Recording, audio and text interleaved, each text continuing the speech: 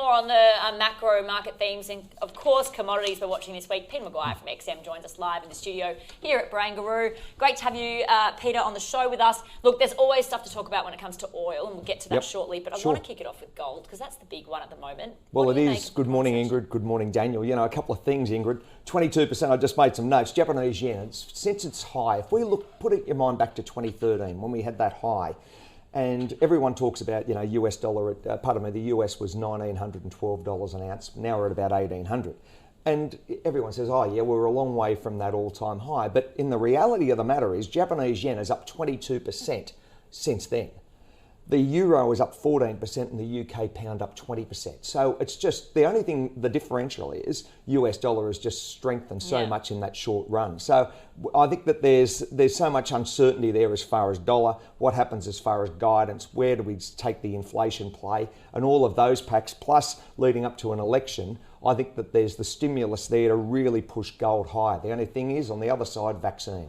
Absolutely. Well, I guess that's the difference as well, because if we look at where those currencies were, the inflation rates were much higher as well. So the opportunity cost of holding gold at that moment of time would have seemed quite expensive now. Yep. It seems like quite a cheap option. Absolutely. And you're looking at what you're getting as far as yield, as far as bonds. Some of those are negative.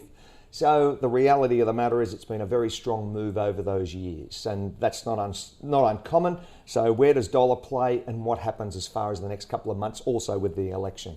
When you say gold and vaccine, I mean, how would that play out? Because there's a lot of steps along the way with the vaccine. I mean, we hear updates almost, weekly or even daily, on a vaccine and a new update. So at what point does gold go, okay?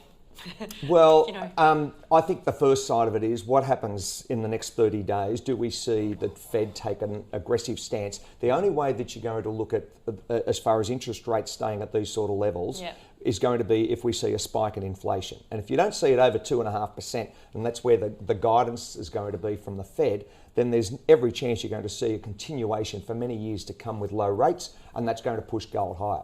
From a medic standpoint, where do you, I don't understand how you build up, first off, immunity. Secondly, you hear about, what's going on with teenagers and younger people. You're looking at what's happening with it domestically in Melbourne and, of course, in the States and other regions, Brazil and so on.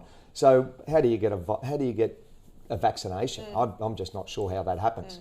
Well, let's talk about things we know a little more about. Let's talk about the EU summit, which has effectively reached extra time, if you will. There was no Euro 2020 this year. We decided, let's just kick this on a bit longer because no one seems to be able to find a clear resolution. No, there doesn't, and there seems to be mixed messages as far as what the Netherlands wants, and it's banned compared to what Germany and France want. And the idea is, does Italy actually pay the money back, or is it a loan in the sense of a loan, or is it a grant, or there's some money and everyone's going to be happy, the same with Spain. So that's where it's a mixed bag, and I'm not sure how that plays out because and then you look at the other side, does the Eurozone really last? Is Brexit the first stage of this? If you don't get, harmony across the whole group, is it going to fracture? And I think over the long run, I'd be very surprised if we're still got a Eurozone in a decade, let alone 5 years out. But, sorry, Ingrid, but then we have the Euro really showing strength at the moment. There are a lot of analysts calling for that, which is now sitting around the 114 level to keep tracking high, even though we haven't actually reached this finish point in the conversation. Well, that's the dollar side too. So as the dollar, I think, and it's been stripped of some of that, that 101 against the US dollar index is now down to that 96 level. There's a lot of moving parts there that people are saying, do we see a softer dollar? And that's where that guidance, there's the side, and that really pushes the gold argument even higher. So I think that, the next couple of weeks, if not over the next month, will be very interesting for currencies. This EU summit in particular, though, the can just continue to be kicked down the road, right? I mean, this could linger for a while. Could well do over the European summer because, their infection rates aren't as great as what we're seeing, but it's many of the mayors and local government officials are saying, there seems to be a total lack of respect. Everyone's, congregating around bars, and that European mindset is just, back on board. People going to beaches, public transport and so on. So probably the social distancing aspects haven't been adhered to, and do we see a second spike or a third spike there?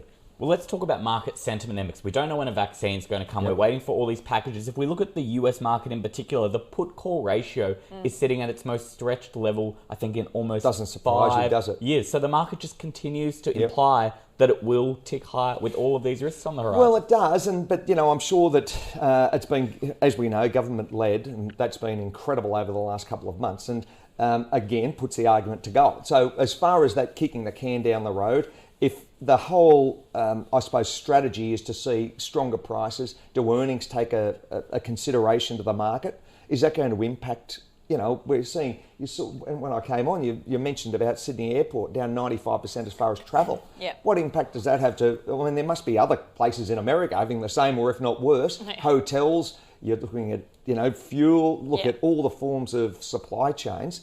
How do you get that growth across an economy? So I think, are we fully stretched as far as US equities? Do we see a tail off?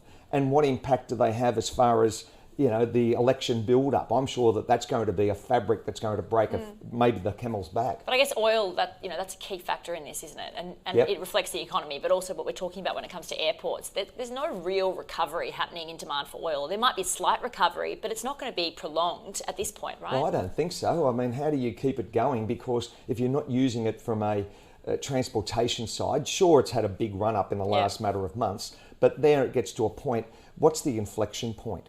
And do we see, softness, and do we see further, I suppose, disruptions across that whole sector?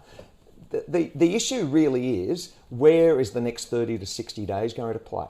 Because if we see it really ratchet up, you look at some of those numbers coming out of Florida and California, they're going to be dire. So I really think that we're in for a very, very rocky road over the next couple of months. All right. Let's hope not, at least from the coronavirus side, but yet we are expecting a bit of volatility in markets to come. I would say so, Daniel. That's a nice way of putting it. Yeah. Always a pleasure to have you join us here live in studio. Thank you very much.